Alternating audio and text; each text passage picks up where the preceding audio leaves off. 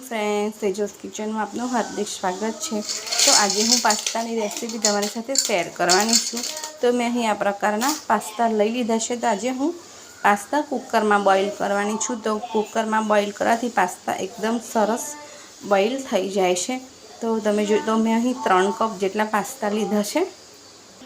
તો જોઈ શકો છો આપણે પાસ્તાને 2 થી 3 વાર વોશ કરવાના છે, જેથી કરીને એમાં જે પણ કંઈ ડસ્ટ હોય એ નીકળી જાય। તો પાસ્તા આપણે ધોઈ લીધા છે અને મેં 4 ગ્લાસ જેટલું પાણી રેડી દીધું છે। તો હવે આપણે થોડું મીઠું એડ કરી દઈશું। તો પાસ્તા મીઠા વગરના હોય છે, એટલે મીઠું એડ કરવાનું, જેથી કરીને જ્યારે પણ બનાવીએ ત્યારે એનો ટેસ્ટ ફિક્કો ના આવે।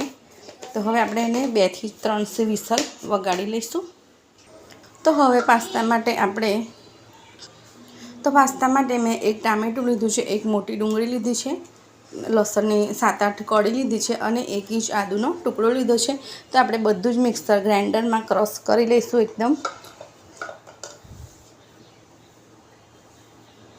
તો પાસ્તા બનાવવા માટે મેં અહીં ઓઇલને ગરમ કરવા માટે મૂકી દીધું છે અને થોડું બટર પણ એડ કરીશું। તો મેં અહીં 1 થી 1.5 ચમચી જેટલું બટર એડ કર્યું છે અને ચપટી જેટલું મેં જીરું એડ કર્યું છે। તો જીરું થોડું બ્રાઉન થઈ જાય એટલે આપણે જે પેસ્ટ બનાવી હતી ડુંગળી ટામેટાની એને આપણે એડ કરી દઈશું। તો જીરું બ્રાઉન થઈ ગયું છે, તો આપણે જે પેસ્ટ બનાવી હતી એને એડ કરી દઈશું અને સારી રીતે આપણે એને મિક્સ કરી લઈશું। તો મેં અહીં જે જારમાં થોડું બચ્યું હતું એમાં પણ થોડું પાણી નાખીને એડ કરી દીધું છે। તો હવે આપણે મીઠું એડ કરીશું। તો મીઠું મેં પાસ્તા બાફ્યા ત્યારે પણ એડ કર્યું હતું, એટલે આપણે થોડું જ એડ કરીશું, પછી જરૂર લાગશે તો બીજું એડ કરીશું।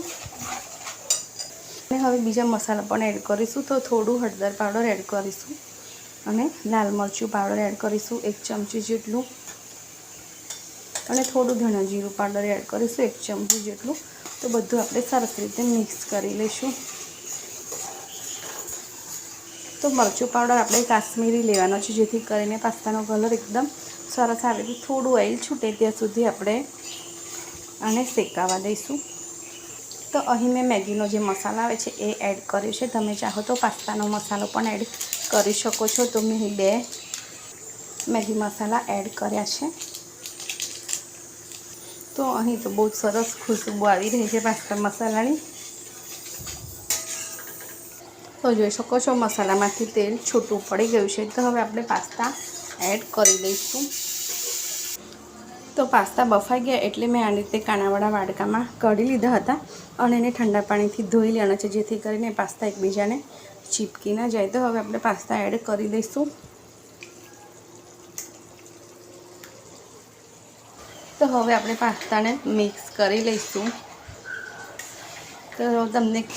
તો તમે તમારા ઘરમાં કયા પ્રકારના પાસ્તા બનાવો છો તો જરૂરથી કમેન્ટ કરજો। મારા ઘરે આ રીતે રેડ ગ્રેવીમાં પાસ્તા બને છે। એકદમ ચટપટ અને ઝટપટ બનનેવાલા પાસ્તા રેડી છે, તો તમે ખાઈ શકો છો।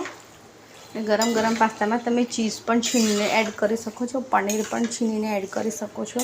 તો એકદમ સુપર ટેસ્ટી પાસ્તા આપણા રેડી છે। તો તમે જોઈ શકો છો એકદમ સરસ અને સુપર ટેસ્ટી પાસ્તા રેડી છે। તો છે ને એકદમ સુપર અને ડેલિશિયસ પાસ્તા। તો તમે પણ જરૂરથી ટ્રાય કરજો। તો મળીશું એક ફરીથી નવી યુનિક રેસીપી સાથે। Thank you.